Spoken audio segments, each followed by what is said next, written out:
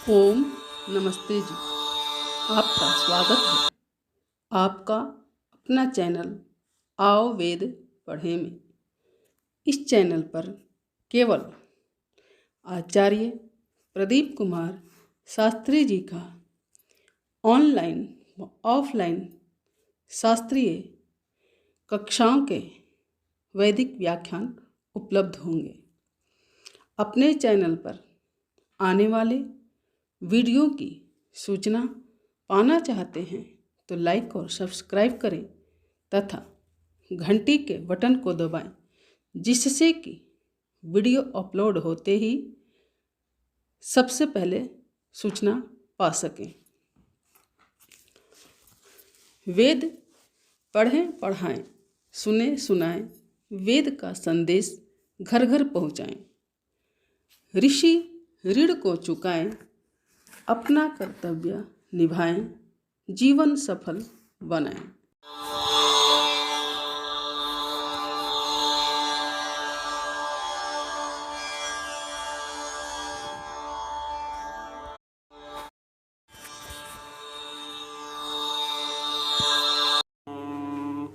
सहनावतु सहनौ भुनक्तु सह वीर्यं करवावहै तेजस्विनावधीतमस्तु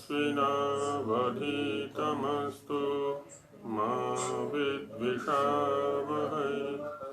ॐ शान्ति शान्ति शान्तिः।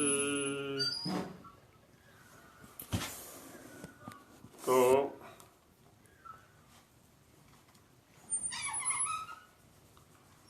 वेद विषय विचार के अंतर्गत यज्ञ और यज्ञ में वेद मंत्रों का उच्चारण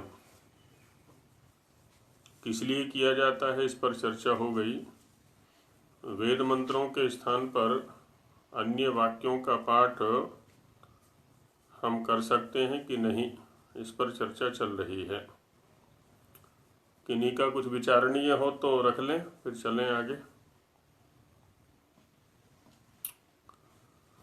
नहीं है, चलिए आगे चलते हैं।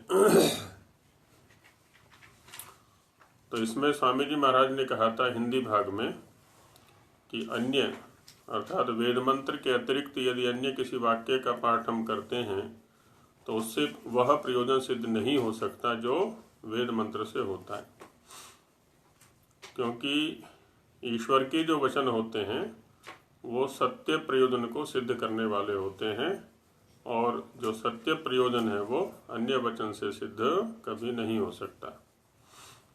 और ईश्वर के जो वचन होते हैं वो कैसे होते हैं? भ्रांति रहित होते हैं सर्वथा, जबकि अस्मदादि के जो मनुष्यों के वचन होते हैं वो भ्रांति युक्त हो सकते हैं। अन्य के वचन भ्रांति रहित नहीं हो सकते सर्वथा। तो अब इससे आगे चलते हैं। और जो कोई वेदों के अनुकूल अर्थात आत्मा की शुद्धि, आप्त पुरुषों के ग्रंथों का बोध और उनकी शिक्षा से वेदों को यथावत जान के कहता है, उसका भी वचन सत्य ही होता है। तो एक तो जो वेदों का वचन है, जो कि ईश्वर का वचन है, वो सर्वथा भ्रांति रहित है, सत्य है। दूसरा, पुरुषों में भी जो श्रेष्ठ पुरुष है जिसको आप्त पुरुष कहा जाता है, तो उसी के लिए कहते हैं स्वामी जी महाराज कि और जो कोई वेदों के अनुकूल, तो वेदों के अनुकूल तो वो बोल सकेगा ना जिसने वेदों का अध्ययन ठीक से किया है, गंभीरता पूर्वक, अर्थ ज्ञान पूर्वक। आर्य समाज के नियम में रखा कि सत्य के ग्रहण करने और असत्य के छोड़ने में सर्वथा उद्यत रहना चाहिए। अब इसका पता कैसे पड़ेगा कि सत्य क्या है और असत्य क्या है? और जब तक इसका पता न पड़े कि सत्य क्या है असत्य क्या है, तो सत्य को ग्रहण करने और असत्य को छोड़ने में उद्यत कैसे होगा वो? ये तो असत्य को ही सत्य मान बैठेगा और सत्य को असत्य मान बैठेगा, स्वार्थ, दुराग्रह, मिथ्या ज्ञान आदि के कारण से। इसीलिए उससे पहले क्या रखा स्वामी जी महाराज ने, तृतीय नियम को रखा हुआ है ना। वेद सब सत्य विद्याओं का पुस्तक है। वेद का पढ़ना पढ़ाना, सुनना सुनाना सब आर्यों का परम धर्म है, इसलिए पहले उसको रखा है। तभी हम जी यदि हम सत्य सत्य को जानने के लिए जो स्वामी जी ने तीसरे सोलास में 5 कसौटी दी हैं,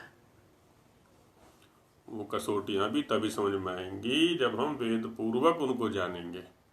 केवल सिद्धांत से ही ज्ञात नहीं हो जाता, उसको कई प्रकार से व्यवहार में परीक्षित किया जाता है। जैसे कोई चिकित्सक बनना चाहता है और उसको केवल सिद्धांतों का बोध करा दिया जाए, व्यवहार में उसको ना ले जाए, कभी भी प्रायोगिक स्वरूप जो है चिकित्सा का वो उसके सामने न रखा जाए, तो कभी भी वो चिकित्सा नहीं कर सकता। तो यही स्थिति यहाँ पर है। वेद में जाना कई प्रकार से वो चीजें आया करती हैं। तो इसलिए स्वामी जी महाराज ने पहले तृतीय नियम को रखा और उसके इसमें कहा यहाँ पर कि, है ना, अच्छा, फिर आगे कहा कि सबसे प्रीति पूर्वक धर्मानुसार वर्तें। अब प्रीति कैसे किसके प्रति की जाती है?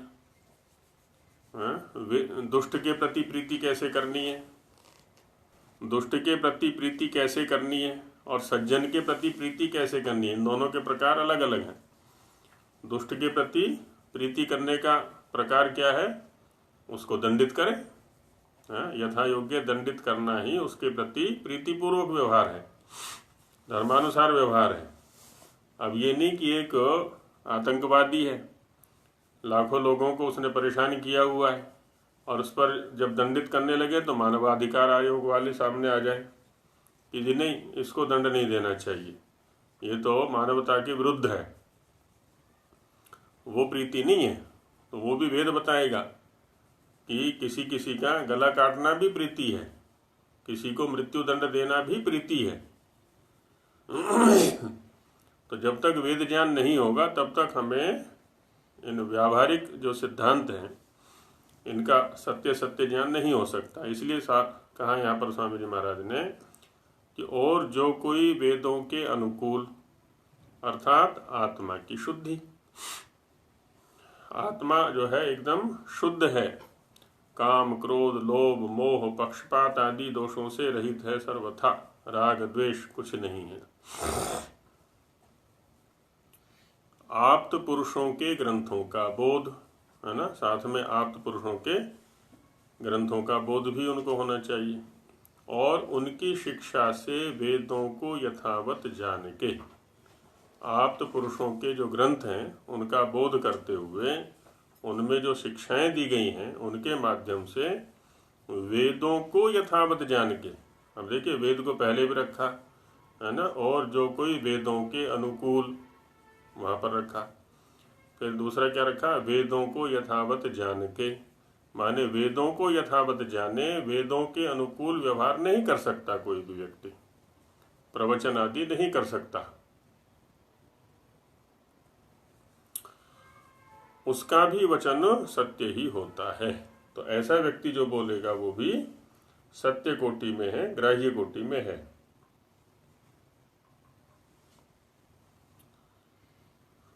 और जो केवल अपनी बुद्धि से कहता है, वेदों के ज्ञान से बुद्धि का परिष्कार नहीं किया, स्वयं का परिष्कार उसने नहीं किया, केवल अपनी बुद्धि से, वह ठीक ठीक नहीं हो सकता। वो सत्य, भ्रांति रहित सत्य युक्त नहीं हो सकता। वो इससे यह निश्चय है कि जहाँ जहाँ सत्य दिखता और सुनने में आता है वहाँ वहाँ वेदों में से ही फैला है। तो जहाँ जहाँ भी सत्य है, अन्य ग्रंथों में भी, अन्य व्यक्तियों के पास भी, वो सब वेदों से ही है, क्योंकि वेदों का जो ज्ञान है, वेदों के जो उपदेश हैं वो भ्रांति रहित सत्य युक्त हैं। जबकि और जो मिथ्या है सो वेद से नहीं, है ना। मिथ्याचार जो है वो वेद विरुद्ध है सारा का सारा, किंतु वह जीवों ही की कल्पना से प्रसिद्ध हुआ। क्या? मिथ्या। जो मिथ्याचार है, मिथ्या व्यवहार है, वो सारा का सारा जीवों की कल्पना से, प्राणियों की कल्पना से, मनुष्यों की कल्पना से प्रसिद्ध हुआ है। क्योंकि जो ईश्वरोक्त ग्रंथ से सत्य प्रयोजन सिद्ध होता है ना, ईश्वर के द्वारा प्रवचन किए हुए जो वेद ग्रंथ हैं उनसे जो सत्य प्रयोजन सिद्ध होता है सो दूसरे से कभी नहीं हो सकता। इसके प्रति हमें आग्रही बनना चाहिए कि हम वेद का ही स्वाध्याय करेंगे और अपने परिश्रम से करेंगे। क्योंकि पीछे जो कहा ना स्वामी जी महाराज ने कि वेदों के अनुकूल आत्मा की शुद्धि, आप्त पुरुषों के जो ग्रंथों का बोध है वो क्या बनेगा, हमारा सहायक बनेगा। किसमें? वेदों के ज्ञान में। तो वेदों का यथावत ज्ञान तो अवश्य ही करना है सभी को। अन्य आचार्यों के जो भाष्य हैं, ऋषियों के जो भाष्य हैं, वो सहयोगी बन सकते हैं हमारे, केवल उनसे काम चलने वाला नहीं है। उनका आश्रय लेकर के वेदों का यथावत ज्ञान करें पहले। तो इसलिए कहा कि क्योंकि जो ईश्वरोक्त ग्रंथ से सत्य प्रयोजन सिद्ध होता है सो दूसरे से कभी नहीं हो सकता। अन्य किसी ग्रंथ से कभी भी नहीं हो सकता वो सत्य प्रयोजन सिद्ध। इसलिए इसके प्रति आग्रही होना होगा हमें। आग्रही मतलब वेद ही पढ़ेंगे, वेद से ही ज्ञान करेंगे। अन्य ग्रंथों के प्रति जैसे क्या होता है ना, बाद में प्रचलित ग्रंथों के प्रति आग्रही हो जाते हैं कुछ लोग। गीता ही सब कुछ है, रामायण ही सब कुछ है, या महाभारत ही सब कुछ है, या अन्य अन्य जो बाद के ग्रंथ हैं उनके प्रति आग्रही हो जाते हैं, या उपनिषद ही सब कुछ है, या दर्शन विशेष ही सब कुछ है। बस इस दर्शन को पढ़ लिया तो सत्य ज्ञान हो गया, अब आगे और कुछ पढ़ने की आवश्यकता ही नहीं है। तो जो उपनिषद हैं, जो आरण्यक हैं, जो वेदांग हैं, जो दर्शन ग्रंथ हैं, ब्राह्मण ग्रंथ हैं, ये तो सहयोगी सामग्री है वेद तक पहुंचने की। केवल इन पर रुक गए तो अधूरा ज्ञान रहेगा वो, क्योंकि ये स्वयं अधूरे हैं। ये तो व्याख्यान है, वहां तक पहुंचने के साधन है। जैसे वाहन तक पहुंचना हमारा लक्ष्य नहीं है, वाहन तो साधन है लक्ष्य तक पहुंचाने के लिए। तो वैसे ये भी सारे के सारे बीच के जितने भी ग्रंथ हैं ऋषियों के, ये सहयोगी हैं वहां तक पहुंचाने में। इस विषय में मनु का प्रमाण है ना। मनुस्मृति से प्रमाण देते हैं स्वामी जी महाराज कि त्वमेव इत्यादि। मनु जी से ऋषि लोग कहते हैं, है ना। एक बार ऋषि लोग एकत्रित हुए ज्ञान प्राप्ति की इच्छा से और मनु जी के पास पहुंचे वो। तो उनसे बोले कि स्वयंभू जो सनातन वेद है, स्वयंभू माने स्वयं उत्पन्न हुआ, स्वयं भवतीति स्वयंभू, किसी मनुष्य आदि से उत्पन्न नहीं हुआ है, क्योंकि वो तो सर्वथा रहता है, सदा ही रहता है। तो ये स्वयंभू से फिर मनु स्वयंभू क्या मतलब? वेद का विशेषण है स्वयंभू जो सनातन वेद हैं, स्वयंभू जो सनातन, इसलिए सनातन विशेषण दिया। सनातन माने सदा रहने वाला, सनातन सदातन, जो सदा रहता है वो सनातन है। कौन है वो? वेद। स्वयंभू जो सनातन वेद हैं जिनमें असत्य कुछ भी नहीं, असत्य का लेश भी जिनमें नहीं है, और जिनमें सब सत्य विद्याओं का विधान है। अब देखिए तीसरा नियम यहाँ भी अंशतः उद्धृत कर दिया है कि उन वेदों में जिनमें सब सत्य विद्याओं का विधान है, सारी सत्य विद्याएं वहीं से मिलेंगी। उसके अर्थ को जानने वाले केवल आप ही हैं। तो हम आपके पास आए हैं वेदों के यथार्थ ज्ञान को लेने के लिए, तो आप हमें बताइए। और दूसरे श्लोक में कहा कि चातुराश्रम्यम इत्यादि, अर्थात 4 वर्ण, तीनों लोक, 4 आश्रम, भूत भविष्यत और वर्तमान, है ना, ये काल हो गए। भूत भविष्य वर्तमान ये काल हो गए। आदि की सब विद्या वेदों से ही प्रसिद्ध होती हैं।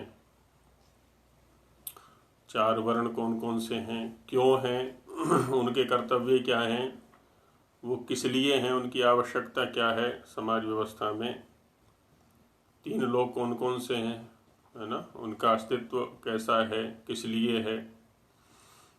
4 आश्रम हैं, उनकी जीवन में उपयोगिता क्या है। अब इन सब विद्याओं को हमने बुला दिया है, न वर्णों का पालन कर रहे हैं, वर्ण के कर्मों का, और न ही आश्रमों के कर्मों का, कर्तव्यों का पालन कर रहे हैं। इसलिए सब कुछ अव्यवस्थित है, अस्त व्यस्त है। भूत से शिक्षा नहीं लेते, भविष्यत का ध्यान नहीं रखते कि भविष्यत माने परिणाम क्या होने वाला है। किसी क्रिया को करते समय भूतकाल से शिक्षा नहीं लेते हम कि पहले भी भूतकाल में इस क्रिया को किसी ने किया है और उसका परिणाम क्या हुआ था। मैं इस क्रिया को कर रहा हूँ, इसका परिणाम क्या होगा, न करने का परिणाम क्या होगा और करने का परिणाम क्या होगा। तो जब तीनों कालों को साथ में लेकर के हम चलते हैं, भूत भविष्य वर्तमान को, तो सारी क्रियाएं ठीक होती हैं। फिर आदि की सब विद्या वेदों से ही प्रसिद्ध होती है। तो सब वेद बताएंगे उदाहरण दे दे करके हमें कि कैसे किस कार्य को करना है। क्योंकि विभर्ति आदि यह जो सनातन वेद शास्त्र है, सो सब विद्याओं के दान से संपूर्ण प्राणियों का धारण और सब सुखों को प्राप्त कराता है। ये जो सनातन वेद शास्त्र है, सदा रहने वाला वेद शास्त्र है, वो कैसा है। सब विद्याओं के दान से, सभी प्रकार की विद्याओं की जो प्राप्ति होती है वो इसी से होती है, और उन विद्याओं से ही, उस ज्ञान से ही हमारा पालन पोषण होता है। बिना ज्ञान के नहीं हो सकता। तो संपूर्ण प्राणियों का धारण भी करने वाला है, और क्या है, सब सुखों को प्राप्त कराता है ये वेद। तो इसलिए वेद ज्ञान परम आवश्यक है, इसके बिना सब रिक्तता है चारों तरफ। इस कारण जी। आचार्य जी, मनु जी का कब आगमन हुआ? ब्रह्मा के बाद हुआ होगा, है ना? हाँ जी, हाँ जी, बाद की स्थिति है वो। जैसे सब इसमें लिखा, सब ऋषियों ने जाके मनु जी से कहा। हाँ जी, हाँ जी, हाँ जी, हाँ, बाद टाइम पे ही हुए होंगे ना ये? काफी बाद में है। हाँ, ऋषियों की कई वो रही हैं, कोटियां रही हैं, तो उसमें बाद की स्थिति में है ये। और एक पुस्तक इधर आर्य समाज बड़ा बाजार से छपी थी, मानव धर्मशास्त्र का सार, स्वामी दयानंद जी महाराज के एक लेखकों में थे, पंडित भीमसेन शर्मा। तो उन्होंने मनुस्मृति का भाष्य किया था। भाष्य तो पूरा उपलब्ध नहीं हुआ, लेकिन उसकी जो भूमिका है वो बहुत अच्छी है। तो वो भूमिका ही अलग से छाप दी थी फिर यहाँ से, आर्य समाज बड़ा बाजार सोनीपत से छपा हुआ है वो, मानव धर्मशास्त्र का सार। तो उसमें मनु के ऊपर, ब्रह्मा के ऊपर, इन सब के ऊपर काफ़ी पर्याप्त ऐतिहासिक दृष्टि से लिखा हुआ है। अच्छी प्रामाणिक सामग्री है उसके अंदर, तो उसमें देख सकते हैं। ठीक है। और पंडित भगवत दत्त जी का एक ग्रंथ है, वैदिक वाङ्मय का इतिहास। तो उसमें भी सारा जो वैदिक वाङ्मय में उपलब्ध होता है, उनके आचार्य, उनके ऋषि, सब के विषय में एकदम प्रामाणिक सब उल्लेख है वहाँ पर। तो सब सुखों को प्राप्त कराता है। इस कारण से हम लोग उसको सर्वथा उत्तम मानते हैं। उसको माने ईश्वरोक्त वेद को, ईश्वरोक्त वेद ही सबसे उत्तम है। और यदि हम आग्रह रहित होकर के वेद के अतिरिक्त किसी भी संप्रदाय के ग्रंथ हैं वो उनको देखें ठीक से, तो सब के सब या तो अपने आप को वेद से जोड़ते हुए प्राप्त होते हैं, या वेद की स्तुति कर रहे हैं, वेद की प्रशंसा कर रहे हैं। तो इसका मतलब ये है कि वो भी यही कहते हैं, जितने भी धर्माचार्य हुए या संप्रदायाचार्य हुए हैं, सब के मूल में वेद ही है। वो स्वामी जी ने आरंभ में कहा ना, वहाँ सत्यार्थ प्रकाश में कि प्रत्येक का आत्मा सत्य सत्य को जानने हारा है, लेकिन स्वार्थ, दुराग्रह, हठ, अज्ञान आदि के कारण से वो पक्षपाती हो जाता है। तो बस बाद में अलग अलग अपने अपने रास्ते बना लिए सभी लोगों ने। लेकिन वेद से स्वयं को हर कोई जोड़ना चाहता है, तो क्यों ना वेद पर ही परिश्रम किया जाए, वेद को ही जाना जाए। तो स्वामी जी महाराज भी ये कहते हैं कि उसको सर्वथा उत्तम मानते हैं, है ना। इसीलिए वेद को सभी ग्रंथों में, सभी ज्ञान के साधनों में उत्तम मानते हैं। और इसी प्रकार मानना भी चाहिए कि वेद ही सर्वोत्तम साधन है ना। ऐसा ही माने सभी लोग, क्योंकि सब जीवों के लिए सब सुखों का साधन यही है। सब जीवों के लिए, केवल मनुष्यों के लिए नहीं, क्योंकि यदि मनुष्य ज्ञानी होगा तो दूसरों को भी सुखी रखेगा। ये अज्ञान के कारण से ही स्वयं भी कष्ट पाता है और दूसरों को भी कष्ट देता है। ये पशुओं को भी, पक्षियों को भी। यदि पशुपालन नहीं आता हमको तो क्या होगा, पशु रख लेंगे, दूध के लिए रख लिया हमने, सवारी के लिए रख लिया हमने, उसका पालन आता नहीं है, अज्ञान है हमारे पास उसके विषय में, तो वो कष्टमय रहेगा और हम ठीक से उसका लाभ भी नहीं ले सकते। दोनों ही तरफ अपूर्णता रहेगी। तो इसलिए ज्ञान से ही जो है ना सुख की प्राप्ति होती है। ऋते ज्ञानान न मुक्ति या ज्ञानात मुक्ति, ज्ञान से ही मुक्ति। मुक्ति किससे? दुख से, कष्टों से, बाधाओं से। तो जितना जितना हमारा ज्ञान बढ़ेगा उतना उतना हमारी गति बढ़ेगी, दुखों से, कष्टों से मुक्ति होगी, छूटना होगा। तो ये वेद मंत्रों के विषय में चिंतन किया गया कि वेद मंत्रों का ही हम प्रयोग करें और ज्ञान पूर्वक प्रयोग करें। वेद मंत्रों के साथ में भी ये समस्या आ गई बाद में जाकर के कि किसी भी मंत्र का कहीं भी प्रयोग करने लगे, है ना। उसमें कोई शब्द देख लिया उससे मिलता जुलता, जैसे शनिदेव की पूजा, तो शनिदेव की पूजा के लिए किस मंत्र का विनियोग किया कि शन्नो देवी रभिष्टयिका, इससे शनिदेव की पूजा हो जाती है। देखो वेद प्रोक्त है शनिदेव की पूजा, ऐसा कह करके शन्नो देवी से शनिदेव की पूजा कर दी और ईशावास्यम से ईशा की पूजा कर दी। कबीर मनीषी से जो है कबीर की पूजा कर दी, या वेद में कबीर का अस्तित्व दिखा दिया, और बहुत सारी चीजें निकल गई। तो ये सब भ्रांतियां अज्ञान मूलक हैं, ये सब जो कुपथ हैं अज्ञान मूलक हैं। जब तक हम वेद का स्वाध्याय नहीं करेंगे, और हम चूंकि वेद का स्वाध्याय नहीं करते इसलिए क्या होता है ना, दूसरे लोग है ना भिन्न भिन्न प्रकार के व्याख्यान प्रस्तुत कर देते हैं, भिन्न भिन्न प्रकार से मनगढ़ंत रूप से इनका दुरुपयोग करते हैं फिर वेद मंत्रों का। और हम कहते हैं कि ये सब नालायक हैं, ये सब दुष्ट हैं, वेद को नहीं जानते हैं, वेद के स्वरूप को नहीं जानते हैं। और वास्तविकता ये है कि हमने परिश्रम करना छोड़ दिया है, इसलिए वो दुरुपयोग कर रहे हैं। यदि हम परिश्रम करेंगे वेद पर तो फिर वो कोई दुरुपयोग नहीं कर सकता। अब यज्ञ संबंधी एक और पक्ष है, उसको रखते हैं यहाँ पर कि जो वेदी निर्माण होता है, कुंड निर्माण, वैदिक भाषा में उसको अग्नि भी बोलते हैं। अग्नि का जो आधार है, जिसके अंदर अग्नि रहता है, तो कहते हैं कि एक आकार विशेष में भूमि का खोदना, उसका निर्माण करना आदि आदि क्या वो आवश्यक है?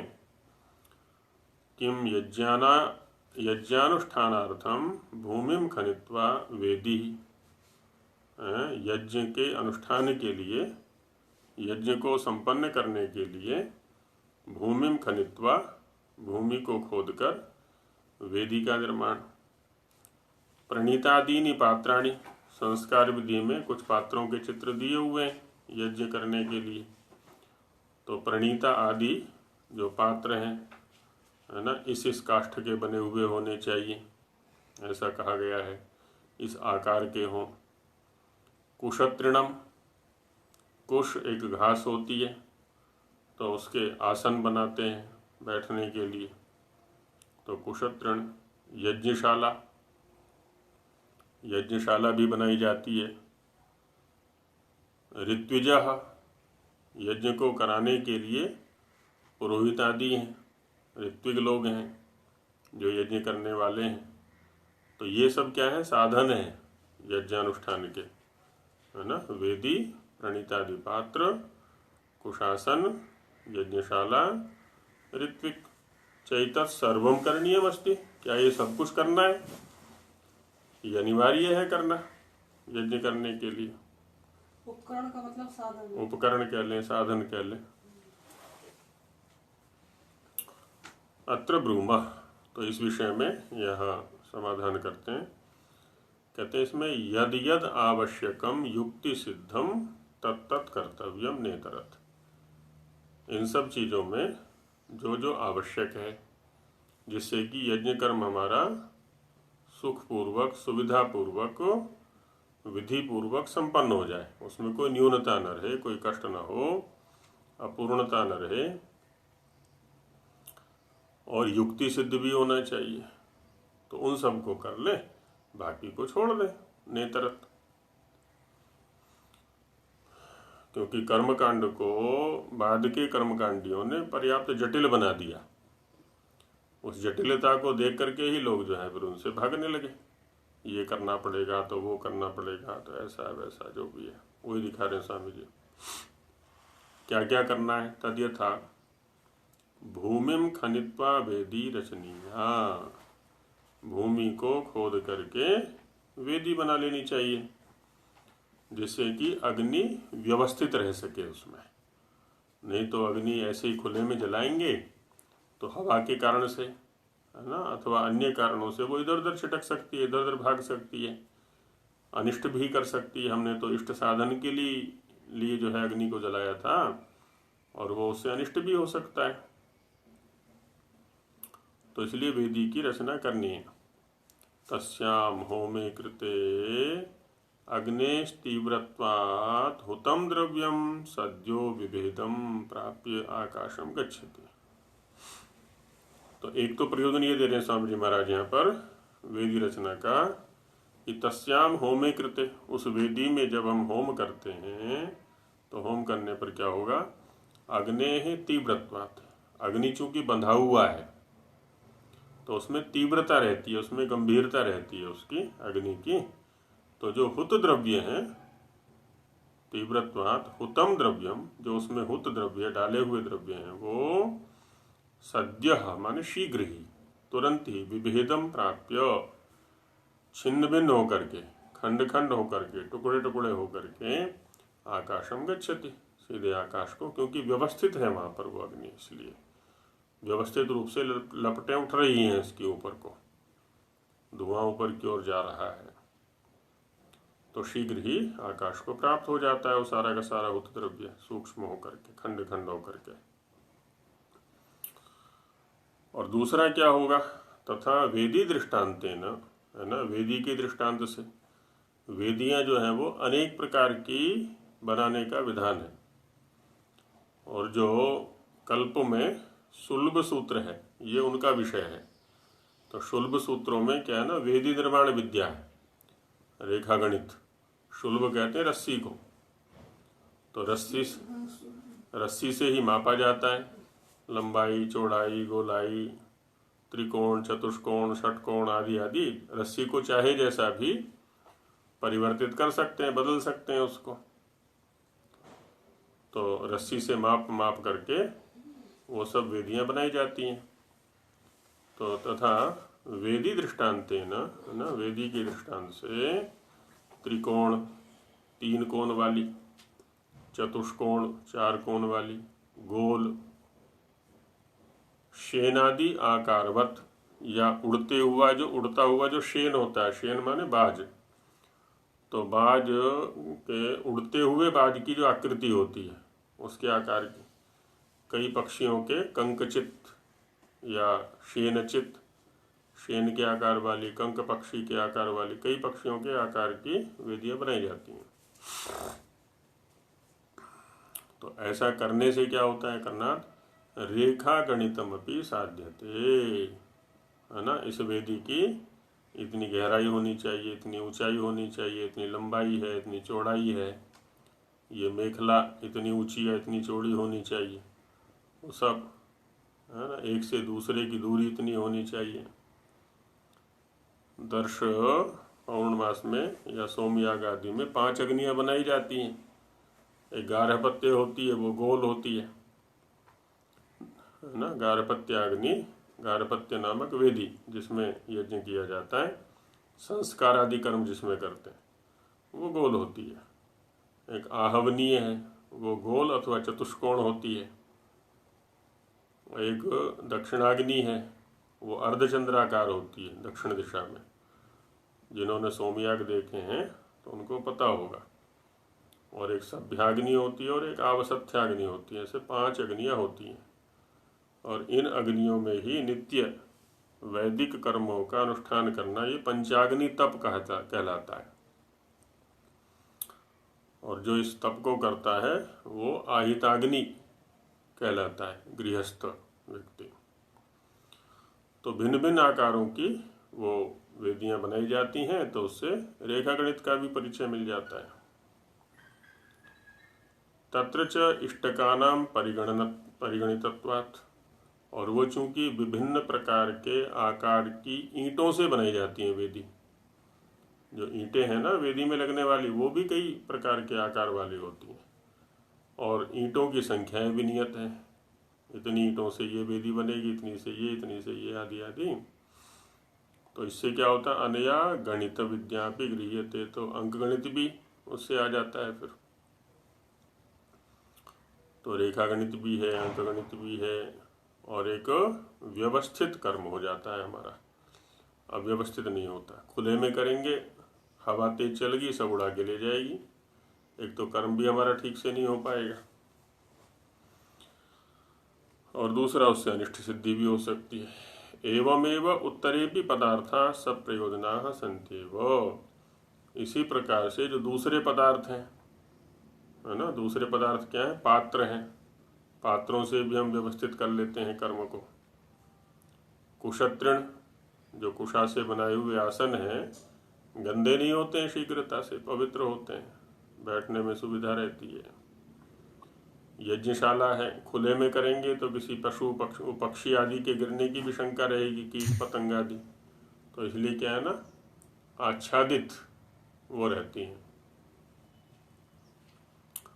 ऋत्विज हैं, उनको सभी कर्मों की जानकारी है व्यवस्थित रूप से, कैसे करना है, किस मंत्र से करना है। गृहस्थ हैं, इसके अन्य भी कर्म हो सकते हैं, तो इसलिए ऋत्विजों का सहयोग लेना चाहिए। तो अन्य पदार्थ भी इसलिए इसी प्रकार से सब प्रयोजना संतीव, प्रयोजन युक्त हैं। परंतु एवं प्रणीतायाम रक्षितायाम पुण्यम स्यात्। अब कर्मकांडी लोग क्या कहते हैं कि इस प्रणीता पात्र को या इस पात्र को इस ढंग से रखो, इधर रखो, ऐसे रखो, वैसे रखो, क्योंकि ऐसा रखने से ही पुण्य होगा। जो मुख्य कर्म है उस पर तो ध्यान दिया नहीं, और इधर पात्रों में, वस्त्रों में, आदि आदि में जो है, इनमें पुण्य ढूंढ लेते हैं वो। एवं पापम, ऐसा रखोगे तो पाप लगेगा और ऐसा रखोगे तो पुण्य लगेगा। इति यदुच्यते तत्र पाप निमित्ताभावात्, है ना। उसको तो पात्र रखना है, पात्र का जो तात्पर्य है वो पदार्थों को रखना है इसमें। कोई घी का है तो कोई सामग्री का है, तो कोई समिधा का है, तो कोई जल का है, आदि आदि। बस वो व्यवस्थित ढंग से रखे हुए होने चाहिए, बस इतना ही तात्पर्य है उसमें, और कुछ नहीं है।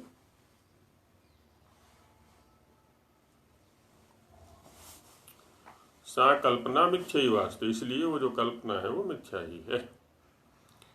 किंतु खलु यज्ञ सिद्ध्यर्थम यद यद आवश्यकम, लेकिन यज्ञ की सिद्धि के लिए, यज्ञ जो है अच्छे प्रकार से संपन्न हो जाए, इसके लिए जो जो भी वस्तु आवश्यक है और युक्ति सिद्धम अस्ति, युक्ति से भी सिद्ध है। तत्तदेव ग्राह्यम, उसको तो अवश्य ही ग्रहण करना चाहिए। कुतः, क्यों ग्रहण करना चाहिए?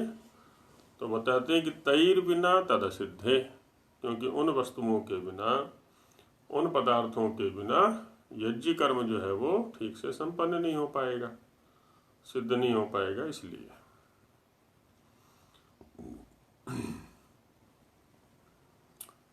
इसी बात को अब आगे भाषार्थ में दिखाते हैं। प्रश्न, क्या यज्ञ करने के लिए पृथ्वी खोद के वेदी रचन, यज्ञ करने के लिए पृथ्वी का खनन किया, वेदी की रचना की। परिस्थिति विशेष में स्वामी जी महाराज ने धातु का भी, है ना, कुंड का विधान किया है। अब जैसे आजकल है मल्टी स्टोरी बिल्डिंगें बनी हुई हैं, अब वहाँ कहाँ खोदना करेंगे, या तो सामूहिक यज्ञ करें सभी लोग मिलकर के नीचे आकर के, और यदि अपने अपने फ्लैट में करना है अग्निहोत्र तो वहाँ तो जो धातु निर्मित है ना, उसी का सहारा लेना पड़ेगा। मुख्य है कि क्रिया होनी चाहिए, विधि होनी चाहिए और व्यवस्थित ढंग से होनी चाहिए। प्रणीता, पोक्षणी और चमस आदि पात्रों का स्थापन, इन सब पात्रों का वर्णन वह संस्कार विधि में दिया हुआ है।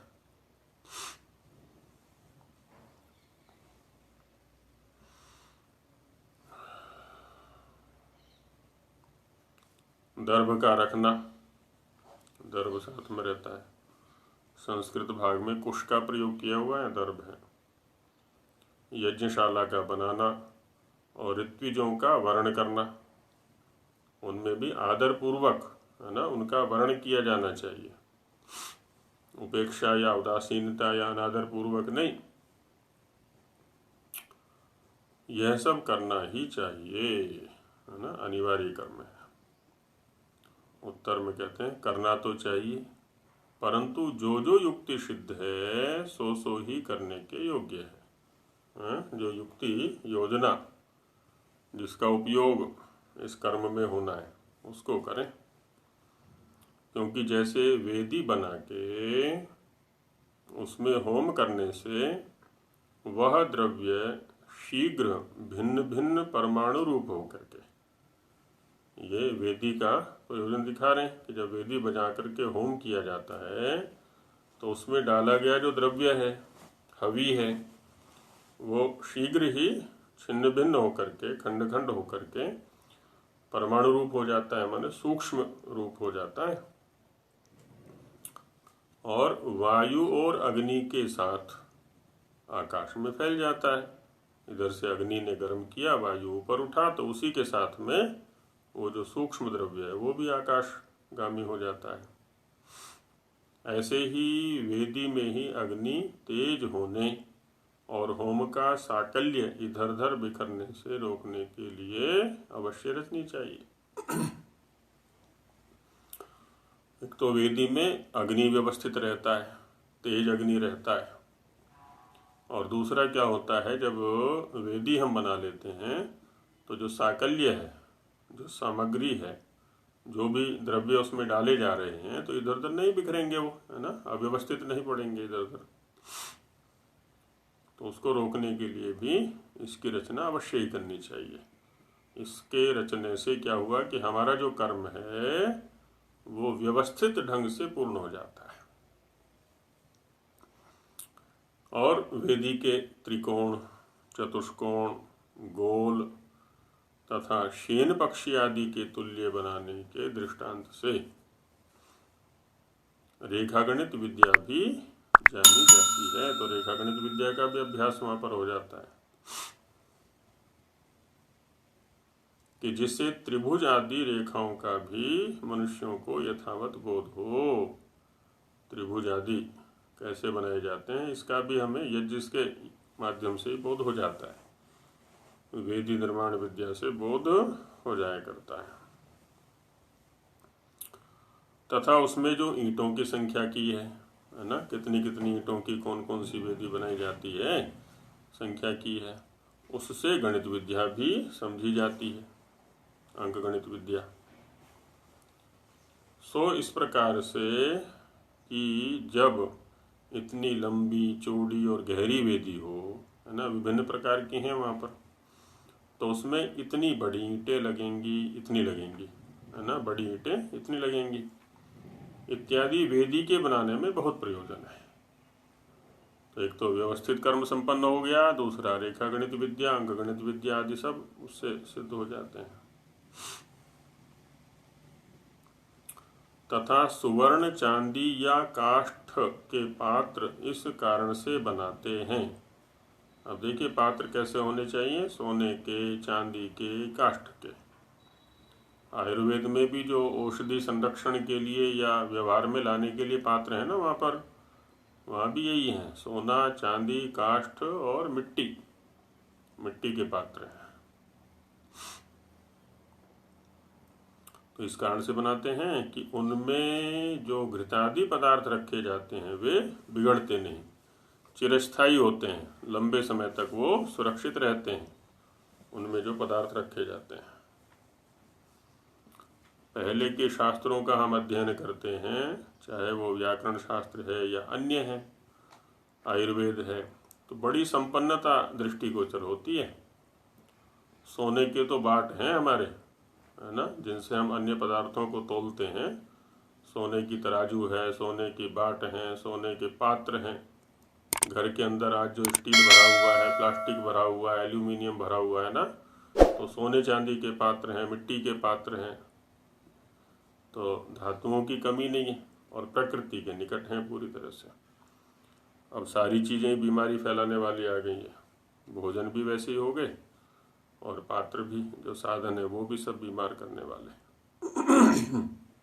ताम्रपत्र भी नहीं है आचार्य जी, रोग कारक है। ताम्र का भी है, ताम्र का सभी माने सामान्य नहीं है, वस्तु विशेष में है, सामान्य नहीं है। सामान्य रूप से सोना, चांदी, मिट्टी और काष्ठ इनका है। तो इत्यादि तो सुवर्ण, चांदी आदि के कारण बनाए जाते हैं कि उनमें जो घृतादि पदार्थ रखे जाते हैं वे बिगड़ते नहीं। प्लास्टिक में नहीं रखना चाहिए, इससे अच्छा तो कांच में रख लें, या तो मिट्टी में रखें अथवा कांच में रख लें। और कुश इसलिए रखते हैं कि जिससे यज्ञशाला का मार्जन हो, है ना, सफाई रहती है वहाँ पर, सफाई करने में भी उपयोगी है वो। और चिमटी आदि कोई जंतु वेदी की ओर अग्नि में न गिरने पावे। चींटी आदि जो जंतु हैं, क्षुद्र जंतु हैं, वो वेदी तक न पहुँच सकें, हिंसा से उसको रोक दिया जाता है। चिमटी माने चींटी। ऐसे ही यज्ञशाला बनाने का यह प्रयोजन है कि जिससे अग्नि की ज्वाला में वायु अत्यंत न लगे। चारों तरफ से घिरा हुआ है तो निर्बाध रूप से वो अग्नि चलती रहती है, उसमें व्यवधान नहीं होता है, यज्ञ कर्म को करने में व्यवधान नहीं होता है किसी प्रकार का, इसलिए यज्ञशाला भी बनानी है। शाला माने घर, और यज्ञ के लिए जो उपयोगी घर है वो यज्ञशाला हो गई। तो यज्ञशाला, पाकशाला, वेदशाला, गौशाला, है ना, सर्वत्र शाला शब्द है ना, या पाठशाला।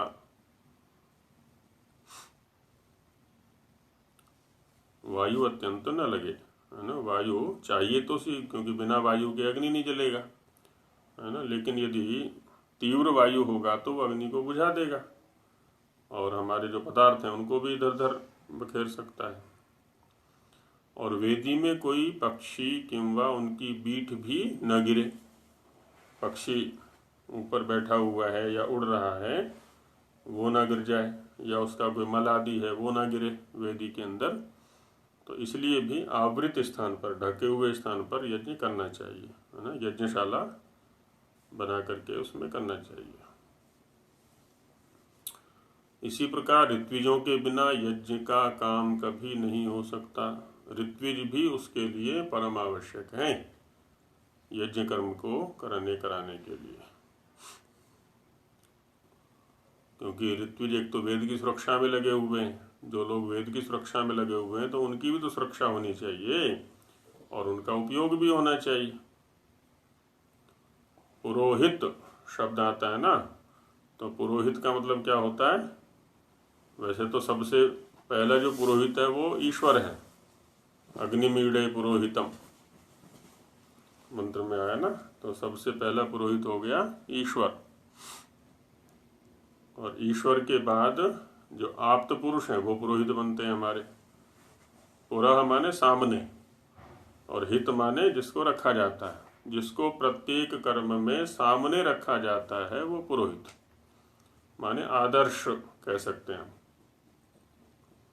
ज्ञान की दृष्टि से आदर्श हैं, कर्म की दृष्टि से आदर्श हैं, चरित्र की दृष्टि से आदर्श हैं। हमारे दैनंदिन व्यवहार में कोई समस्या आती है, शंकाएं आती हैं, जिज्ञासाएं आती हैं, तो उनके समाधान के लिए हम उनके पास जाते हैं, गुरुजी ये बताइए। तो हर चीज़ में जिसको सामने रखा जाए, ये कर्म कैसे करना है, ये कर्म कैसे करना है ना, तो पूरा एनम दधाती, जिसको सामने रखा जाता है आदर्श के रूप में, तो वो होते हैं पुरोहित। तो वो आवश्यक है। पहले कुल पुरोहितों की परंपरा थी हमारे यहाँ पर, तो इसलिए कुल के जितने भी विवाद होते थे वो निपटा दिया करते थे, क्योंकि वो निष्पक्षपात व्यक्ति हैं, ज्ञानी व्यक्ति हैं। तो कोई भी समस्या है, जैसे आजकल झगड़े होते ही हैं, सर्वथा होते ही हैं, वैमनस्य आदि जो भी हैं, पति पत्नी के हैं, बच्चों के साथ हैं, या और कई प्रकार के हैं, तो कुल पुरोहित की सब पर दृष्टि रहती है, तो सबका समाधान वो कर दिया करते थे। तो इत्यादि प्रयोजन के लिए यह सब विधान यज्ञ में अवश्य करना चाहिए, है ना, इनकी आवश्यकता है। इससे भिन्न द्रव्य की शुद्धि और संस्कार आदि भी अवश्य करने चाहिए। अब कोई द्रव्य हम ले रहे हैं, समिधाली, समिधाएं शुद्ध होनी चाहिए, उसमें कीट ना हो, दीमक आदि ना लगी हुई हो। घृत लिया है, वो भी अपक्व नहीं होना चाहिए, कच्चा ना हो, कहीं दुर्गंधित फैला दे, वो शुद्ध होना चाहिए। सामग्री ली है, वो भी पुरानी ना हो, उसमें भी कोई कीट आदि ना हो, है ना। सबका शोधन संस्कार अवश्य करना चाहिए। परंतु इस प्रकार से प्रणीता पात्र रखने से पुण्य और इस प्रकार रखने से पाप होता है, इत्यादि कल्पना मिथ्या ही है। इस पात्र को ऐसे रखो, एक व्यवस्था की दृष्टि से तो ठीक है कि आवागमन में बाधा ना हो, बैठने में बाधा ना हो, इस प्रकार से सभी साधनों को वहाँ रखा जाए, पदार्थों को वहाँ रखा जाए। लेकिन ये नहीं है कि उनको रखने से हम ही कठिनाई में पड़ जाए, है ना। साधन हमारी सुविधा के लिए हैं, हमारी बाधाएं, हमारे कर्म में बाधा खड़ी करने के लिए नहीं है वो। तो इत्यादि कल्पना मिथ्या ही है। किंतु जिस प्रकार करने में यज्ञ का कार्य अच्छा बने, उन पात्रों को रखने से या और जो साधन है उनको, वही करना अवश्य है, अन्य नहीं। तो इस प्रकार से जो साधन है उन पर चिंतन किया गया। अब आगे एक और मुख्य विषय उठा रहे हैं स्वामी जी महाराज, देवता, है ना। देवता को लेकर के काफी विवाद रहा करते हैं कि यहाँ जो देवता शब्द का प्रयोग होता है कि इस देवता के लिए ये अभी देना है, ये देवता है, वो देवता है, तो देवता से तात्पर्य क्या है। तो देवता विषय पर चिंतन अब आगे चलेगा। अब इस पाठ को यहीं विराम देते हैं। ओम सहना भवतु सहनौ भुनक्तु सह वीर्यं करवावहै तेजस्विनावधीतमस्तु मा विद्विषावहै। ओम शांति शांति शांति। सभी को नमस्ते जी।